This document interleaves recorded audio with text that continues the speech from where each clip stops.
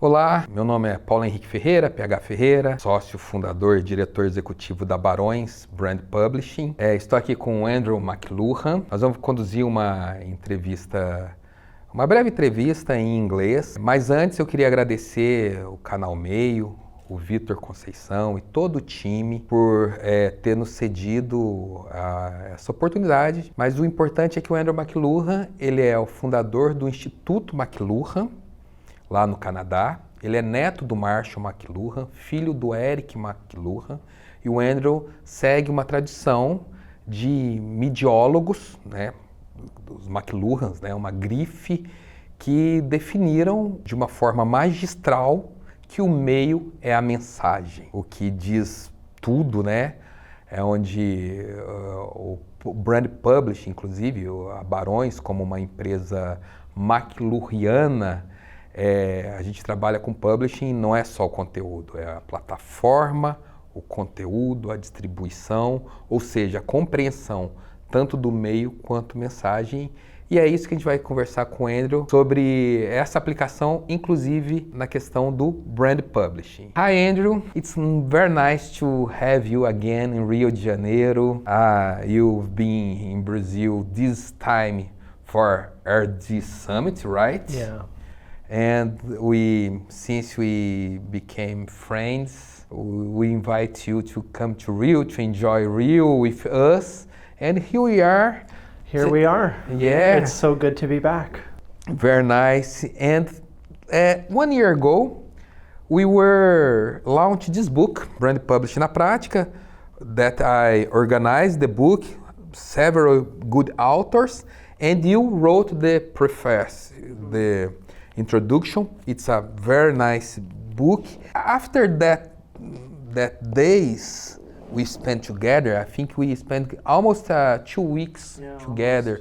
We traveled to Belo Horizonte, São Paulo and Rio, and it was a great time. It was great. That time you had an immersion in the brand publishing discussion, saw the clients, saw the Barões experience. Above all, met smart people from Brazilian communication marketing. What do you think about this midiática transition that put brand publishing in a central place?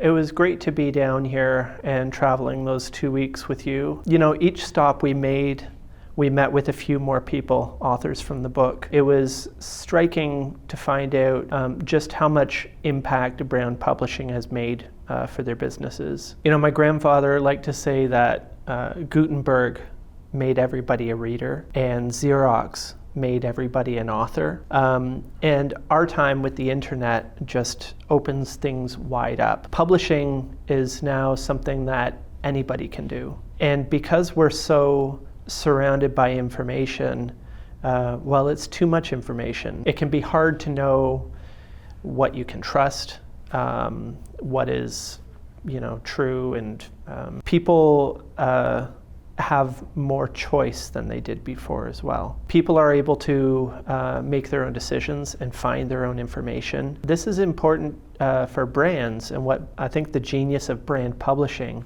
is that it removes the obstacles which used to exist between a company or a brand and a consumer, right? And it allows them to speak directly. Everybody wants that, really, because, like a broken telephone, the farther it has to travel, the more mouse switch have to repeat it, the more diluted things get. This allows companies the opportunity to speak with more authority and more fully to the consumer and to their clients. And one thing I learned from our travel and meeting with the CEOs of these businesses is how valuable that is for them.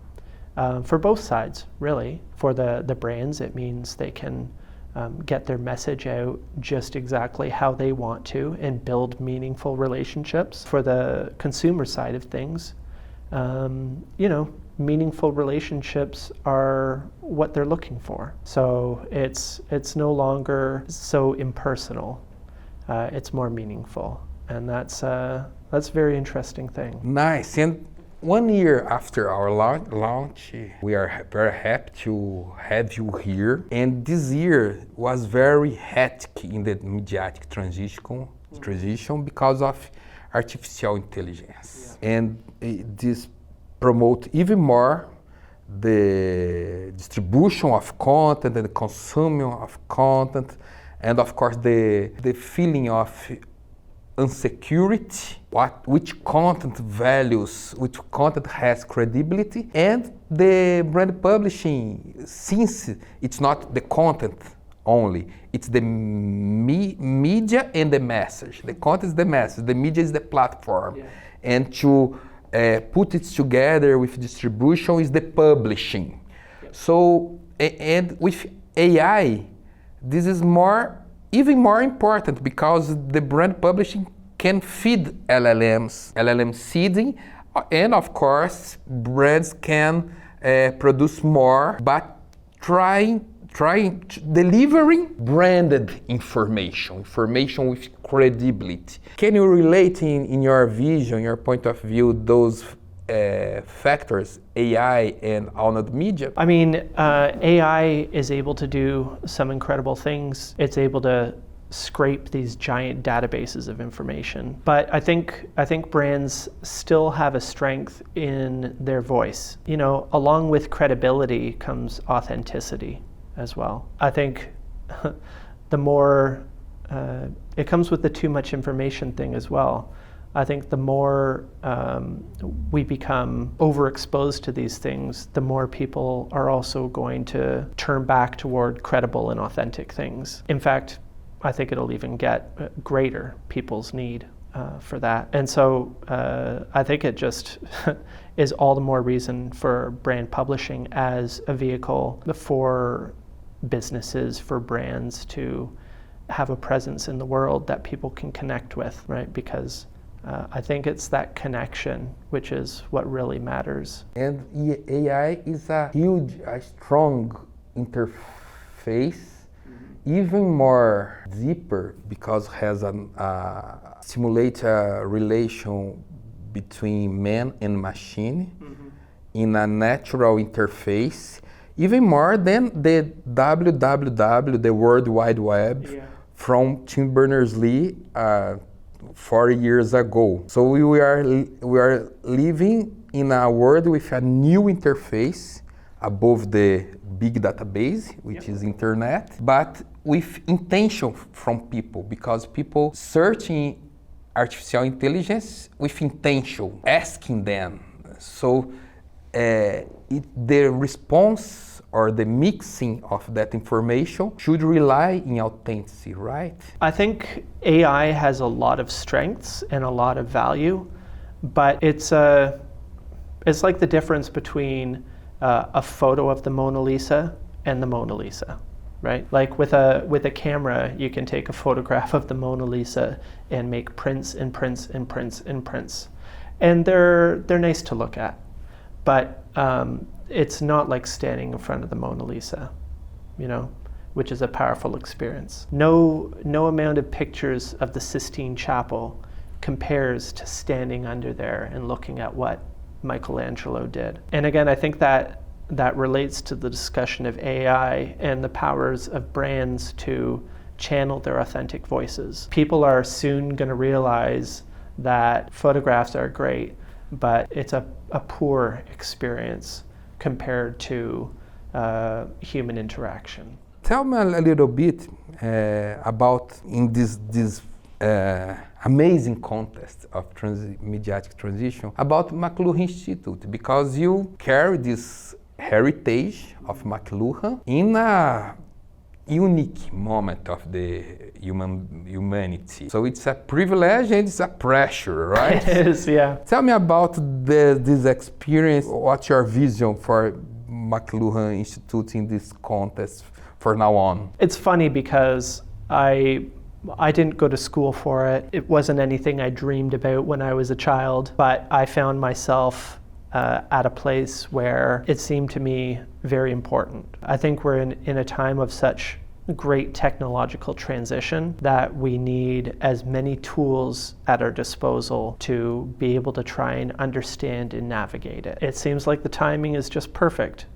And here we all are. So that is why I created the McLuhan Institute. And my hope is that, as much as I might say the technologies remove us from experiences, they also give us incredible access. And because of that, I'm able to connect with people like yourself online, which leads to being here in person. So, it's not that technology is all bad, but it's also not that technology is all good. I think we need to discover the places in our lives where it makes sense and the places in our lives where it doesn't, and have the wisdom to tell the difference between the two. I'm still learning and trying to find that wisdom myself. I see myself as, because I didn't go to school for it, I'm really self-taught. I think if I can understand these things, then anybody can. Not to be too modest or anything, but I'm not a genius. I've just worked at it using what was available to me. So what I'm trying to do is make those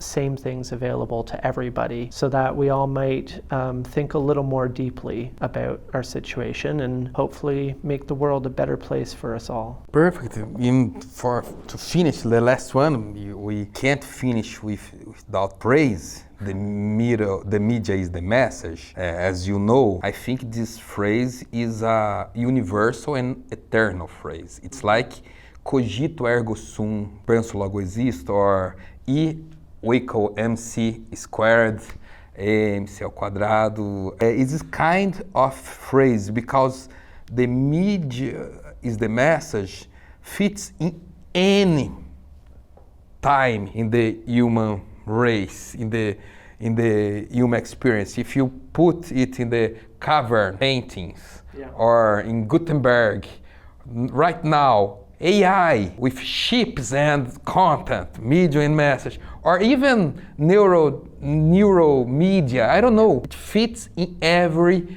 context in the writing human experience, in the registered human experience. And to finish, it's very good to have Institute McLuhan to preserve and develop that.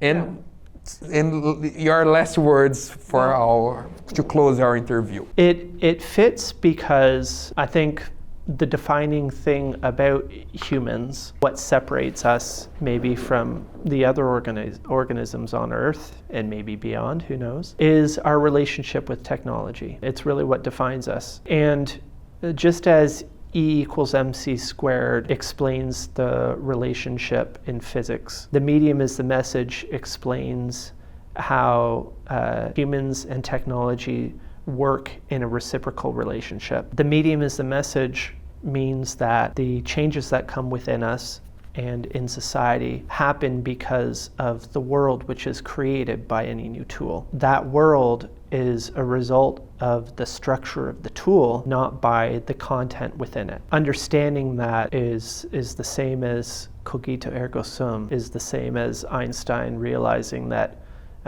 energy equals mass times the speed of light squared. It's fundamental in our having any control over our destiny, because we create these increasingly powerful technologies without an understanding of what will happen from them. But the more we understand about how that relationship works, the more we might design things by intent rather than by accident. Thank you, Andrew. Thank you, PH. Very good to have you, and it was a pleasure to have this meaningful conversation with you. And congratulations for Carrie, the McLuhan taught through Institute McLuhan. We always have conversations. We are only starting. It's only just begun.